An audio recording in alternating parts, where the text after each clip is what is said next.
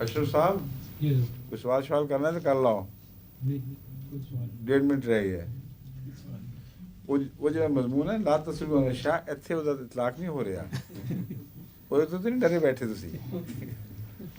वो तो शरीयत के मामले में है कि जो कुरान नाज़िल हो रहा हो, यहाँ तो कुरान की तफसीर हो रही है, इसमें कोई हर्ज नहीं सवाल करने में। क्यों जी, आप बताएं। मौत का वक्त करीब आ जाए, बात सूरतों में तो होता है बीमार है या हादसा है, लेकिन मौत का वैसे तो कोई इल्म नहीं कि कब किसी को आम हालात में हाँ, उसका तो जिक्र ही नहीं हो रहा यहाँ। तो उस सूरत में वसीयत की ज़रूरी नहीं है। हाँ, नहीं ज़रूरत एक आदमी समझे तो मना ही नहीं है, मगर यहाँ वो लोग मुराद हैं जिन्होंने वसीयत ना की हो और अचानक या बीमारी के दौरान वो समझें कि अब मैं ज़िंदा नहीं रह सकता, तो तभी रुझान उन लोगों का ज़्यादा होता है वसीयत करने का। वरना ज़िंदगी में सेहत में इंसान वसीयत करता ही नहीं। बेहतर तो यही है कि अगर कोई ऐसी वसीयत है मसलन पोते के हक़ में या और अजीज़ों के हक़ में, तो उसे वाज़ेह तौर पर इंसान ज़िंदगी में कर दे। लेकिन क्योंकि जैसा कि आपने कहा मौत का तो वक्त मुहैया नहीं, कभी अचानक भी आ जाती है। या वो मुराद हैं जिन पे अचानक ना आए, नज़र आ जाए कि वक्त करीब है, इतना वक्त भी मिले कि मस्जिद की तरफ दौड़ के आदमी बुलाए जाएं, या वो लोग मुराद हैं। ठीक है, जो वसीयत नहीं करता उसकी तकसीम जायदाद का जो मजमून है वो उन उसूलों के ताबे खुद ब खुद हो जाएगी जो कुरान करीम में मबनी है, मुंदरज हैं। इस्लामी हुकूमत में ऑटोमेटिक वहाँ नहीं, वहाँ उस हुकूमत का कानून चलेगा जहाँ ये कुछ नहीं बोलेगा। यानी यहाँ अगर कोई ऐसा वाक़या हो तो अंग्रेज़ी हुकूमत अपने कानून को जारी करती है। इस्लामी हुकूमत में इसी वजह से मेरे जहन में ये बात आती है कि वो जो वसीयत के कवानीन हैं वो कौम के लिए लाज़िमन नाफिज करने का मजमून नहीं मिलता। हर फ़र्द बशर को एक हुक्म है कि वो अपनी वसीयत में इन बातों को मलहूज़ रखे। अगर वो ऐसा नहीं करेगा तो खुदा ताला के यहाँ जवाबदेह होगा, अल्लाह बेहतर जानता है कि क्यों। वरना अगर वो कवानीन जो हैं वो अज़ खुद लागू होने थे तो इस वसीयत का कोई ताल्लुक़ नहीं है। फिर ये जो वसीयतें हो रही हैं, इस उलझन से बचने के लिए बाज़ मुतरजमीन तो नहीं, बाज़ मुफस्सिरीन या फ़क़ी ये मौक़िफ़ इख्तियार करते हैं कि इस आयत को उन आयात ने मनसूख कर दिया। ये गलत है बिल्कुल। किसी एक शोशे को भी कुरान करीम के किसी और आयत के शोशे ने मनसूख नहीं किया। दूसरे ये मसलक लेते हैं कि इससे मुराद 1/3 हिस्से की वसीयत है और आयत का मंतूक बता रहा है कि ये वो नहीं हो सकता। बिल्कुल वाज़ेह तौर पर वो हकूक़ वाले लोग और बड़ा खुलम खुला ये इशारा भी नहीं है कि वो 1/3 जो उसको तुम कर सकते हो ये वो मुराद है, बाकी नहीं है।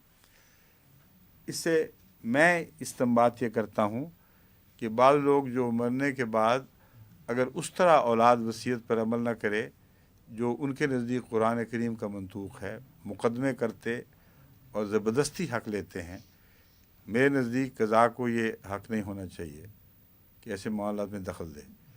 वो गुनाहगार हो जाते हैं। जमात के निज़ाम का काम है उनको नसीहत करे कि ऐसा करो, लेकिन क़ज़ाई फ़ैसले तभी हो सकते हों जब वसीयत की गई हो और फिर उसकी नाफरमानी हो। समझे?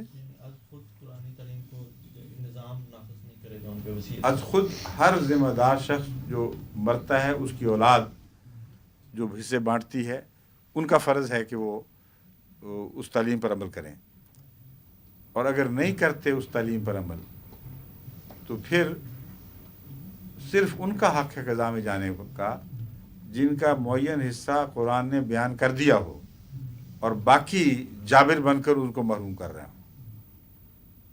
जिनका मुअय्यन हिस्सा, जो मशकूक हिस्से हैं उनमें मुकदमे करके और बारीकियों में पढ़कर ज़बरदस्ती بنیادی مرکزی اولاد سے چیزیں چھیننا میرے نزدیک جائز نہیں ہے.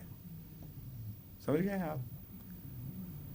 اگر قرآن کریم کی روح سے ایک لڑکے کو 2 ملنا چاہیے اور لڑکی کو 1 حصہ ملنا چاہیے، یہ میری مراد ہے، تو جہاں لڑکوں میں سے بیٹی کے حق سے، بہن کے حق سے ان لڑکوں نے محروم کر دیا ہو، وہاں میں سمجھتا ہوں کہ قضا کو حق ہے کہ واضح حکم کے خلاف اب وہ مقدمہ کرے، اس کے بغیر نہیں. جہاں بہن قضا میں جاتی نہیں ہے، وہاں قضا کا یہ حق نہیں ہے کہ از خود نظام جماعت دخل دے اور زبردستی کروائے. کئی ایسے مقدمے میرے سامنے آئے ہیں جہاں 2 بہنوں نے کہا ہے ہم نے خود چھوڑا ہوا ہے، بھائی نہیں دیتا، تو اس کے حالات ایسے ہیں، ہمیں کوئی اعتراض نہیں. ایک بہن نے کہا نہیں میں نے اپنا حصہ لینا ہے، تو اس پہ میں نے ان کو کہا، ہدایت کی کہ پھر جو مطالبہ کرتی ہے اس کا حق دلواؤ. یہ میں کھول رہا ہوں تاکہ میرا مضمون آپ سمجھ جائیں. کن معاملات میں اگر یہ فرض ہوتا نظام جماعت کا کہ ہر صورت میں آنکھیں بند کر کے اس کی تفصیل پر عمل درآمد کرائے، تو پھر یہ بحث اٹھنی نہیں چاہیے تھی. یہ وہاں اٹھتی ہے جہاں قرآن کریم کا واضح بیان فرمودہ حصہ کسی کو نہ دیا جائے، اس کا حق مارا جا رہا ہو اور وہ قضا کی طرف رجوع کرے، پھر یہ بحث اٹھ جائے گی. ورنہ روٹین میں قضائی کارروائیاں نہیں ہوتی. جو غیر مسلم ممالک یہ جو ہے، یہ میں پھر بتا دوں، یہ فتویٰ نہیں ہے. بعض دفعہ میں اپنے خیالات کو اونچے بیان کرتا ہوں کھلی سوچ میں، تاکہ ہمارے جو افتاء والے ہیں، فقہ پہ غور کرنے والے، وہ اپنے مسالے اپنی گفتگو کے دوران، اپنی بحثوں کے دوران اس بات کو بھی پیش نظر رکھیں. یا اگر اس کے خلاف، اس موقف کے خلاف کوئی قطعی دلیل، کوئی صریح دلیل ان کے ہاتھ میں ہو تو مجھے لکھ دیں تاکہ میں اس موقف پر نظر ثانی کر سکوں. لیکن یہ موقف آخری جاری شدہ فیصلہ نہیں ہے، یہ ایک میری سوچ ہے جو میں کل بیان کر رہا ہوں. سمجھ گئے؟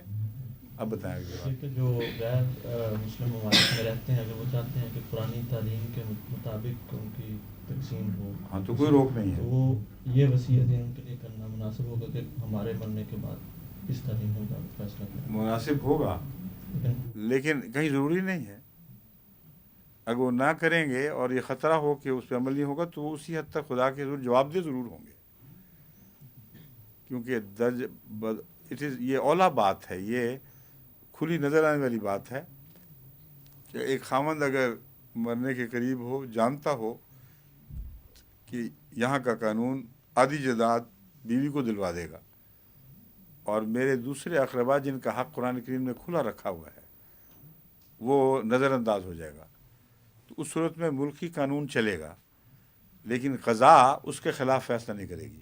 یہ ایک اور بھی مسئلہ ہے بیچ میں ضمنی اٹھا ہے، جو قضا اس کے خلاف کوئی زبردستی کارروائی نہیں کرے گی. مرنے والے کا جرم ہے، اس نے خدا کے اس فیصلے کو نظر انداز کر دیا تو وہ جواب دہ ہے. لیکن اب اگر ماں بہن بھائی مقدمے کریں کہ ہمیں دلوایا جائے قضا کے مطابق، تو ہرگز قضا دخل نہیں دے گی، ورنہ ملک میں فتنہ و فساد پھیل جائے گا اور مقامی قوانین سے نظام جماعت کا جہاں ٹکراؤ ہوگا وہاں جماعت کو ہی غیر قانونی قرار دے دیا جائے گا. اس لیے بہت سے مسائل ہیں اس میں جن کے پیش نظر میں سمجھتا ہوں کہ جماعت کو اپنے مسلک کو ایسا رکھنا چاہیے جس میں کشننگ ہو، کوئی کھلے تصادم نہ پائے جائیں. کیوں؟ اور بھی کوئی سوال ہے؟ ایسے اگر کوئی وصیت کرنے والا کسی ایک فرد کو کچھ زیادہ حصہ دینا چاہے، ہم جو اپنی، یہ تو مسلمہ ہے، اس میں تو کوئی کسی کو وہ نہیں ہے شبہ کہ کوئی شخص اپنی اس اولاد کو جس کا ذکر قرآن کریم میں موجود ہے کہ اس کو یہ دو، اس کو اتنا دو، اس کو اتنا دو، اس اولاد میں سے ایک کو زیادہ دے اور دوسرے کو اتنا ہی دے جتنا مذکور ہے، تو یہ جائز نہیں، یہ جائز نہیں. لیکن اگلی بات پھر وہی ہے، اگر باقی اولاد چپ کر کے برداشت کرتی ہے تو وہ حدیث تقریری کے طور پر گویا انہوں نے اپنا حق خود چھوڑ دیا ہے، اس میں قضا کو دخل دینے کا کیا موقع ہے. ہاں، جس کا اگر کوئی تلخی محسوس کرتا ہے اس فیصلے کی اور خدا میں جاتا ہے تو صرف اتنا حصہ اس کا دلوا دیا جائے گا جو اگر برابر تقسیم ہوتا تو اس کے حصے میں آتا، لیکن پھر بھی زبردستی اس باقیوں کو نہیں دلوایا جائے گا. جو نہیں لینا چاہتا نہ لے. سمجھیں؟ اور ایسا وقت ختم ہو گیا، باقی سے کل انشاءاللہ. السلام علیکم. السلام علیکم.